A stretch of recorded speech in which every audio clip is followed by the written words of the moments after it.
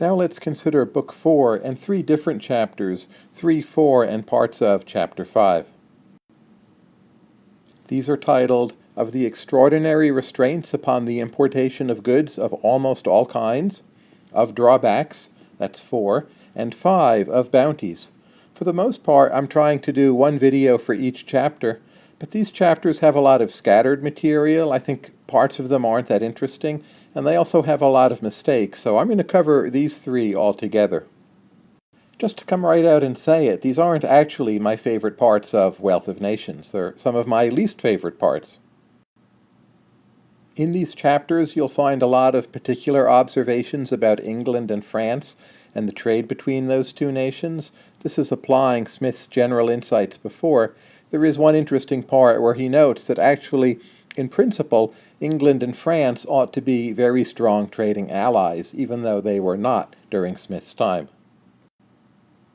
In Chapter 3, there's an entire digression on the Bank of Amsterdam, which was founded in 1609 and arguably counts as Europe's first central bank.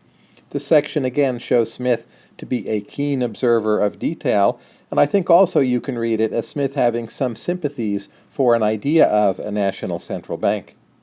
That said, it's not very well integrated into the main thread of the argument here.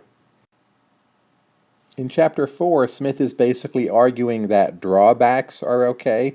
Drawbacks, in case you're wondering, is when a government gives a kind of tax rebate for exports. So let's say you pay an internal tax on production and you then export those goods and services. Well, the drawback is giving you back some of the tax you paid, and Smith tries to argue that drawbacks in general are correcting distortions rather than creating new ones.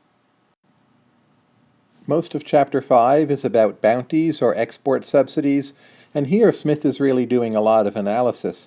He starts with a good argument that bounties tend to distort the allocation of resources, as would be indicated by normal market prices. So far this makes sense, and it's simply a repetition of Smith's earlier arguments. But then he veers off course, and he makes some very complicated arguments against bounties, in particular bounties on corn. So Smith argues that if you subsidize the export of corn, that, due to some of Smith's earlier views on measures of value, that this bounty for the export of corn will have inflationary implications for the rest of the economy.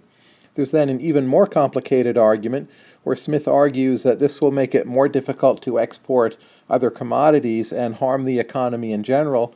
It's very hard to make sense out of what Smith is claiming here. It seems to my reading that Smith is confusing real and nominal exchange rates, movements of demand curves with movements along demand curves, and a lot of Chapter 5 to me simply is a muddle. Maybe you can do better with this than I can, but for the time being I have to give this section pretty much a thumbs down. At the end of Chapter 5 is the well-known digression on the corn trade, and I'll give that its own video. But just keep in mind, when Smith writes of corn, as was British practice of the time, he's really referring to wheat and other grains.